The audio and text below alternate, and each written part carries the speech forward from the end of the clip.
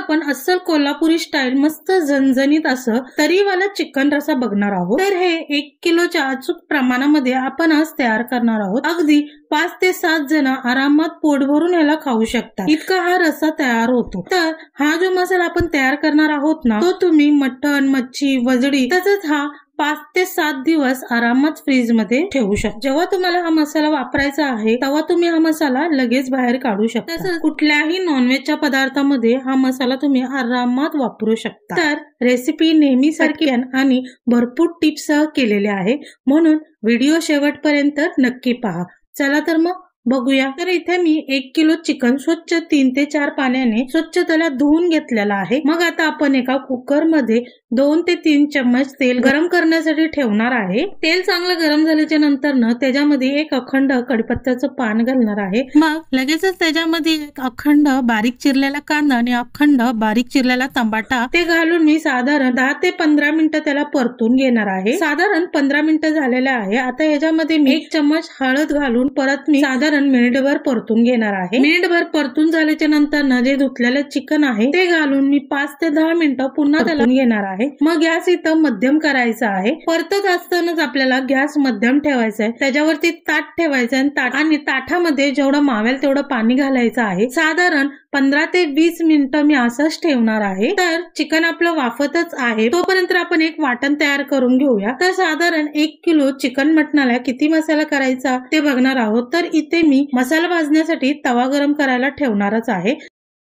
लगेचच त्याच्यामध्ये 1 वाटी तसंच बारीक नारळ घेतलेला आहे, त्याचे असे बारीक पातळ असे काप करून घेतलेला आहे आणि त्याला तव्यामध्ये भाजण्यासाठी ठेवणार आहोत। खोबऱ्याला असं परतत जास्त करपवायचं नाही, अशा पद्धतीने आपल्याला थोडंसं हलकसं कलर आल्याच्या नंतर ह्याला आपण एका प्लेट मध्ये काढून घेऊया। तर इथं आपल्याला गॅसचं प्रमाण हे मध्यमच ठेवायचं आहे, न जास्त बारीक न जास्त मोठा। गॅस मध्यम मध्येच आपल्याला सर्व मसाले भाजून घ्यायचे आहे। मग इथे अर्धी वाटी आपण सुकं खोबरं घेतलेला आहे, अखंड छोटासा नारळ आणि अर्धी वाटी सुकं खोबरं त्याला सुद्धा असं बारीक काप करून घेतलेला आहे आणि थोडंसं तेल टाकून आपल्याला तव्यावरती चांगलं भाजून घ्यायचं आहे। तर आपल्याला कोल्हापुरी झणझणी रस्सा बनवायचा असेल ना तर शक्यतो सुक्या खोबऱ्याचा जास्त करून वापर करावा, कारण की त्याला चांगलं तेल सुटत असतं। त्यामुळे जास्तीत जास्त सुकं खोबरं वापरा जावं आणि रस्स्याला एक छानशी चव सुद्धा येते। तर सुकं खोबरं आपलं चांगलं आता इथं भाजून झालेलं आहे। सुकं खोबरं भाजायला तसा बराचसा वेळ लागत नाही, 2च मिनिटात हे भाजलं जातं। आता हे पण आपण एका प्लेट मध्ये काढून घेऊया। त्याच तव्यामध्ये परत आपल्याला 8 ते 9 मी हिरव्या मिरच्या घेतलेल्या आहे, थोडंसं तेल घालून त्याला चांगलं परतून घेणार आहे। मग लगेचच त्याच्यामध्ये 20 लसणाच्या पाकळ्या घेतलेल्या आहे, 2 ते 3 इंचाचा अद्रकचा तुकडा घेतलेला आहे, त्याला पण मिनिटभर आपल्याला परतून घ्यायचं आहे। मग ह्याला काढल्याच्या नंतर आपल्याला खडे मसाले भाजून घ्यायचे। खडा मसाला आपल्याला भाजून घ्यायचा आहे। तर खडा मसाल्यामध्ये 3 चम्मच मी धने घेतलेला आहे, 2 चम्मच मी जिरं घेतलेलं आहे, 2 तुकडा दालचिनीचा घेतलेला आहे, तसंच 4 ते 5 लवंग घेतलेला आहे, 4 ते 5 काली मिरी घेतलेल्या आहे आणि मीडियम आकाराचे 3 चम्मच मी चना डाळ घेतलेले आहे। या सगळ्या मसाल्याला मी चांगलं तेलामध्ये खरपूस असं भाजून घेणार आहे। मंद गॅसवरती खरपूस भाजून घ्यायचं आहे। हे मसाले मोठा गॅस केला की लगेचच करपून जातात, त्यामुळे मंद गॅसवरती आपल्याला याला परतून घ्यायचं आहे। तर खडा मसाला भाजलेला आहे, ह्याला काढून घेतलेला आहे। लगेचच त्या तव्यामध्ये 2 मोठ्या आकाराचे उभे पातळ चिरून घेतलेले कांदे मी चांगले भाजून घेणार आहे। तर आता इथं आपला सर्व मसाले चांगलं भाजून झालेला आहे। त्याला आता आपण मिनिटभर थंड होण्यासाठी ठेवूया, तोपर्यंत आपलं चिकन चांगलं भाजून झालेलं आहे।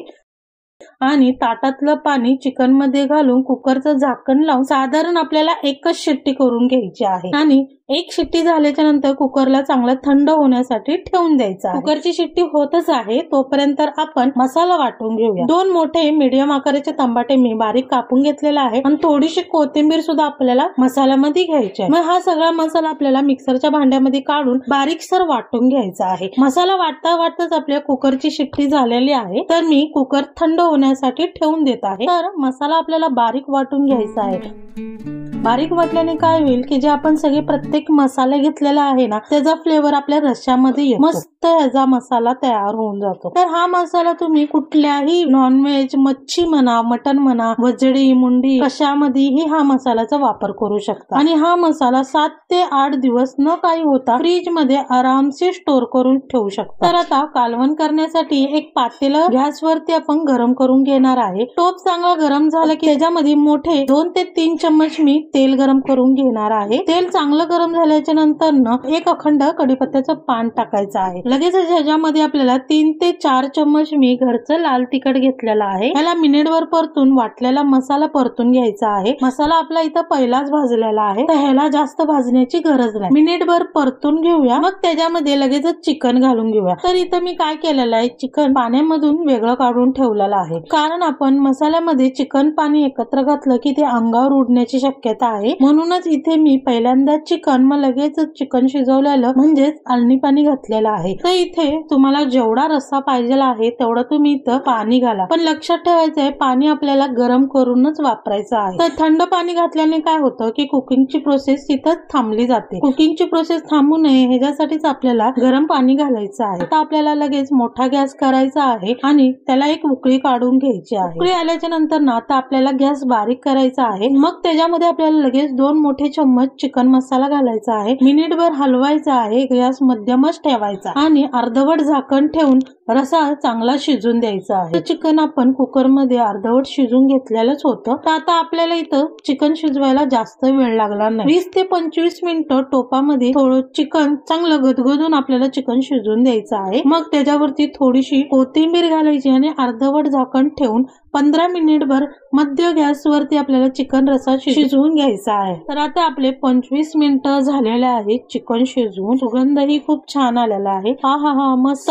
किती छानशी तरी आलेली आहे। छान झणझणीत असं कोल्हापुरी रस्सा खाण्यासाठी तयार आहे। अगदी 7 ते 8 जण भाकरी चुरून आरामात व्यवस्थितपणे पोट भरून जेवू शकतात। व्हिडिओ आवडला असेल तर लाईक आणि शेअर करायला विसरू नका। चॅनलवर जर नवीन असाल तर सबस्क्राईब केल्याशिवाय जाऊ नका। चला तर मग पुन्हा भेटूया अशा छान छान आणि मस्त मस्त रेसिपी सोबत प्रज्ञाच मेजवानी चॅनल मध्ये।